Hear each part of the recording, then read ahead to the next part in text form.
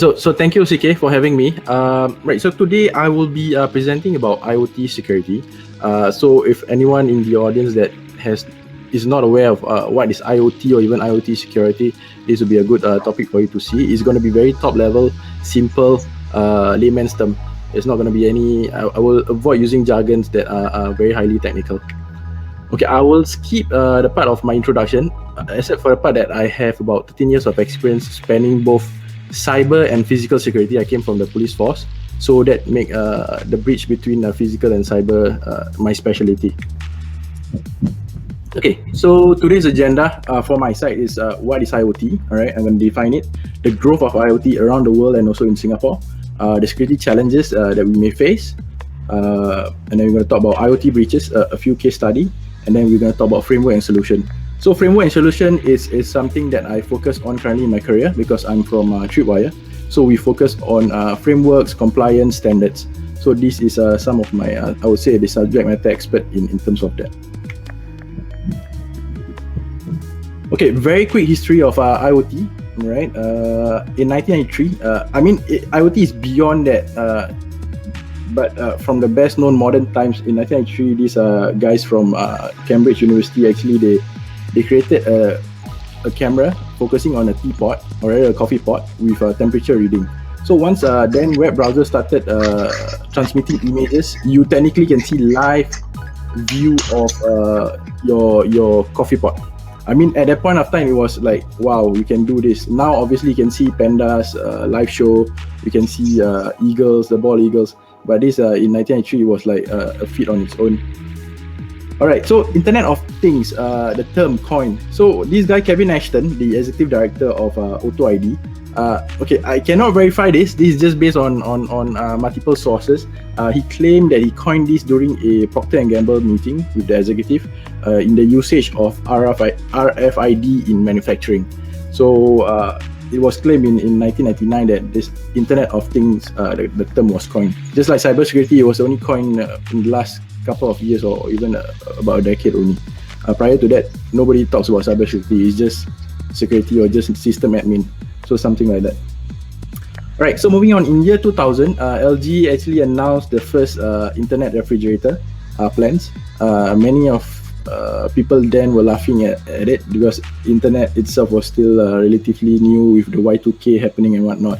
So whole and behold, now LG is currently advanced in terms of IoT connected devices into washing machine, all consumer things stuff, right? All right, so moving on, 2008, okay, the US NIC or National Intelligence Council actually dubbed Internet of Things as a disruptive technology. Why is it disruptive? Because there's a possibility of utilizing IoT, abusing IoT devices to launch an attack on the US. There's a case study with it, which I'll show later, but roughly this is supposed to span up to 2025, and well, they are accurate on that. Okay, in 2010, the Chinese then Premier Wen Jiabao calls the IoT a key industry for China, and they plan to invest. Why is this vital to us and this topic today? Not to sound like a conspiracy theory, but based on research and whatnot. Chinese manufacturers, or rather CCTV, for example, coming out from China, has been known to be hard-coded with backdoors. They do a callback. I personally experienced this when I bought a CCTV from AliExpress. Luckily for me, my house is secured with a 2-tier firewall, so I received an alert. There was a connection callback to China. I looked through and then did Wireshark. I stopped using the CCTV. So just to those who are planning to buy CCTV to monitor your kids and whatnot, make sure it's secure. Next will be 2011, IPv6 launch. This is the one of the most vital requirement for IoT. As IoT directly connect to the internet and there are billions of devices, IPv4 will not be able to support it. With the launch of IPv6, apparently the new protocol allows for 21 to the power 28. I'm not going to count, but technically it's going to be unlimited for this lifetime to launch all your devices. Okay, so IoT 101. So there's on my screen you can see two types of devices. Both are technically IoT. They're connected to the internet or any connectivity. One is a consumer-based vacuum, which I also personally use it. I'm a fan of it. It's a Xiaomi vacuum. I'm not selling it, but I'm just sharing. It's really a really excellent product. I wake up every day, the house is really clean. Right, on my right, you can see the drug infusion machine. Okay, this is widely used in the hospital or slowly being adopted by the healthcare system. Okay, the vacuum, let's talk about risks. The vacuum itself does not have any known microphone that I'm aware of. They do not have any camera, but they have optical sensors. So the risk here, the way I see it is someone who hacks into this device can possibly see the blueprint of my house, which I can live with that. And also most likely they can trick me with the vacuum, they can commandeer it. Alright, so the risk level is technically low. On the drug infusion machine though, it's used, what's the goal of it for those who are not, I'm also not a medically trained professional, but based on research, it's supposed to give you dosage of specific medication into your bloodstream. So used for cancer patient, any patient basically. Why is it to be connected? So nurses, or rather the healthcare workers, have to go individually to each machine to give a dosage, manually pressing the button. With it being connected, you can do it at a central nursing station. This obviously creates efficiency. Instead of 10 nurses, you can have 1 or 2 nurses going through it, and then it's going to be accurate. However, the impact into real life or into the reality of things, what if this device has been overtaken? You will, obviously there will be a loss of life. People will get overdose. You can die from it, right? If an attacker were to take over the device and then increase the dosage. I do not know how creative they can be, but basically this is how the risk level. So as you can see, depending on the IoT devices that we are talking, there's a different level of risk involved into the real life, where the gap between cyber and then physical actually merge and converge. Okay, so IoT from a consumer perspective, right? Very top level. Using your phone, for example, okay, this is a UI that is connected to your home devices. You top right at the corner, you see Xiaomi lighting. Let's say you're gonna have a romantic dinner with your wife. You can quickly using the phone just change the lighting to something romantic. Okay, the camera from Xiaomi again is a 360 camera. It's for security to check on. Perhaps if you have mates at home, you want to monitor them. It's good. It's very functional. And then you have the Amazon Alexa. For those who are lazy to pick up your control and remote to change the channel, you can just use a voice command. I haven't adopted this because there's a microphone. I'm a bit skeptical about it, right? And then lastly, you have the connected fridge. Okay, this one you can control. For example, you want to have a quick freeze, or you could be outside of your house and you need to prepare ice for the guests coming up. You can do this through your device, which is mostly a mobile phone. This is how convenient IoT can be and has been and is continuing to be. Okay, we will talk very quickly about growth of IoT. In terms of growth in the utilities part, right, from 2019 to this year, obviously this figure is no longer going to be accurate due to COVID-19. There will be a retardation of that figure. But if it had been a normal year, obviously this will be the growth that we'll be expecting. Okay, they tend to get sensors. For example, Singapore PUB or Singapore utilities, right? They are installing sensors around the country to detect, for example, rain level, to prevent flooding and whatnot. So this is something, the use case of IoT devices. And then we can see building automation. So the biggest growth in IoT relation will be building automation. Most likely used for lighting, because connected lighting is like the best thing you can do from a central station, and then you just control the whole building lighting. This is one of the biggest growth. Healthcare. All right, so this growth is where I'm very much concerned about in terms of IoT. It directly involves life as we know it. Obviously, with IoT, recently there was a research, I think Cambridge or MIT, I can't recall, related to COVID-19. They can actually detect remotely through cameras the sleeping pattern and the movement of a patient to determine if the patient has COVID-19.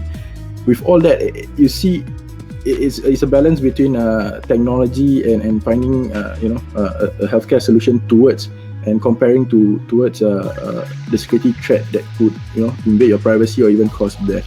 So that's why healthcare is one of my primary focus in terms of adopting of IoT devices. Okay, security challenges. We go top 6. All right, remote access. What is an IoT device without remote access? We need remote access to even classify it as IoT. Simplicity. Most people just want to plug it and then be done with it. So manufacturers tend to use default username and password. So this is supposedly simplify things. All right, and then secure by design. IoT devices are not secure by design. The manufacturers or designers do not come with security in mind. They are always about function. My point number 4, function over everything else.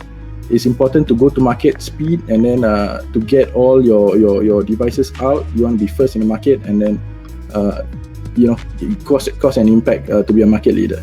So security, as I said, for IoT devices typically do not have security, even if security is going to be very, very, very, very basic. Just to have a certain tick box like, okay, it's secure, you have username and password. Default username and password, you can be guessing it or even available on the internet. Encryption, don't even bother. There's no encryption. I'm not going to go into it.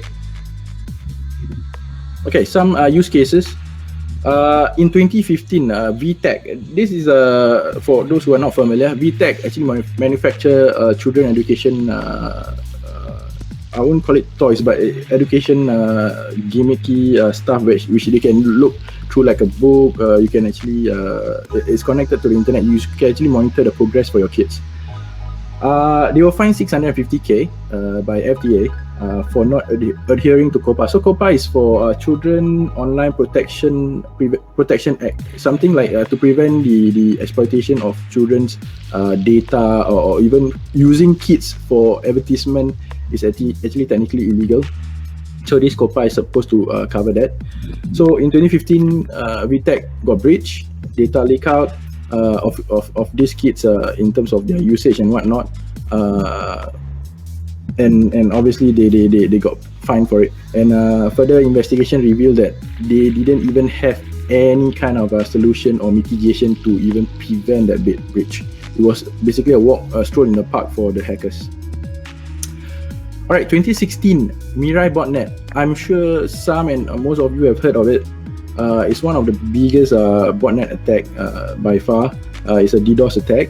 Okay. Again, this was using default username and password. They scan through the internet, compromise it, using it to do launch a DDoS attack. It was not a state sponsor. Initially, the US thought it was a state sponsor attack because of the scale of the attack. After investigation, they found out that they are actually Minecraft players, kids, teenagers. They are doing that just to attack the Minecraft server so they can, gain an edge in the game. For that purposes, they actually cause, I think the West Coast, US West Coast, I think for a day to lose its connectivity. That impacts a lot of essential services and whatnot. Alright, in 2019, Silex malware, okay, these malware actually go through the internet, scan through, breaking IoT devices. It was leveraging, from what I understand, it was leveraging on Shodan. So those who are familiar with the tool, Shodan actually a tool that crawls the internet for looking out for OT devices that are not secure or even connected to the internet. OT devices should not, and I will reiterate that again, should not be connected to the internet unless it's secured with perhaps a firewall or any certain devices, but it should not be directly connected to the internet. So this Silex malware actually go through, find these devices and then break it. I'm not sure what's the goal from a monetary perspective. It's causing more damage than opposed to, normally hackers tend to monetize their attack because they want to gain money. So the rationale behind it is still unknown, but a lot of IoT devices are being breached by this malware.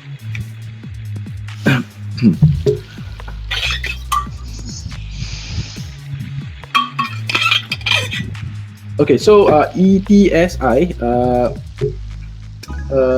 This is a European telecom standard that is one of the first in the world to actually be applicable for consumer security, consumer IoT security. It is to address consumer IoT specifically, multi-layer approach. It was released in 19 February. Okay, why do I talk about consumer IoT? Okay, the impact on loss of life is obviously almost lower. However, it is a good launch pad to cause an attack into the world. Meaning, by for example, if you to hack every single IoT device's consumer level, use it to launch a DDoS attack, you can cause a huge impact to the internet, even into the modern world. So, and consumer IoT devices are the least secure because it is supposed to, as the least I mentioned earlier, it's supposed to be functional, it's supposed to be easy, it's supposed to be just for connectivity.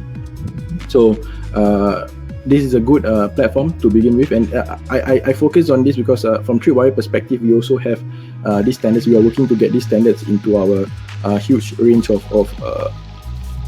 compliance standards. We have any known standards out there: PCI, ISO, CIS. We have a rich platform of compliance standards. So this is one of the things that we are working towards in terms of contributing to the IoT security. All right, my final slide, and I hope I'm on time. Okay, the takeaway for all of you. All right, I put it into a very short acronym, WIT. W, which stands for weaknesses. Okay, so the IoT weaknesses actually lies between us. If we as consumers, or even you could be a participant today, could be a IT manager, or even the CISO, CIO. If you are participating to accept a technology that is not secure by design, you are actually contributing to equally capable to this the fact that you're causing the cyber world to not be secure. So I hope to reach out to you that it all begins with us and our effort to actually go through the proper channel to get the secure design. We have to pressure manufacturers to adhere to certain standards and our requirement set. All right, the impact, how IoT impact your life even if you are not a user of IoT. Okay, for example, perhaps my 60 or 80-year-old grandma, she perhaps do not have anything connected at home. Everything is using the old school style, but still it could impact her, because if someone to launch an IoT attack at for example Singapore Power, and then Singapore Power get loss of connectivity to the house, there's no electricity. These are all possible. Obviously, I'm not hoping for that, right? And then lastly, threat in terms of if you to put state-sponsored attackers versus Minecraft players, either way, the threat to IoT is real. Obviously, with state-sponsored, the resources is much more. But again, Minecraft players, they tend to, not even just Minecraft players, any teenagers out there who has a lot of time. Even with this COVID-19, there's been increase of scam online, cyber attacks, just because people have time. So this is the risk that we are facing in the cyber world. With that, I end my presentation. You guys can follow me on LinkedIn